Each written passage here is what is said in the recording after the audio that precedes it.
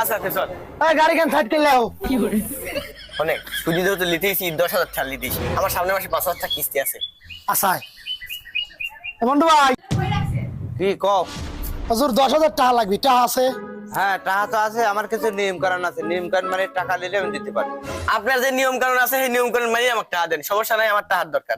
আমার নিয়ম কারণ হলো 10,000 টাকা নিলে পরে মাসে 1,000 টাকা লাভ দেওয়া লাগবে বা সুদ দেওয়া লাগবে। আচ্ছা তাতেও সমস্যা নাই, দেন। তারা আরো কিছু কথা আছে, কয় মাসের জন্য টাকা নিবে? ওই ধরেন 5 মাস। আমার আর একটা নিয়ম হইলো কি, আমি লাভের টাকা আগে রাখি দেই। যে তুমি 10,000 টাকা নিবে, প্রতি মাসে 1,000, 5,000 টাকা লাভ আসতেছে। আর এই যে তুমি লাও 5,000 টাকা, আমি লাভের টাকা রাখি দিলাম।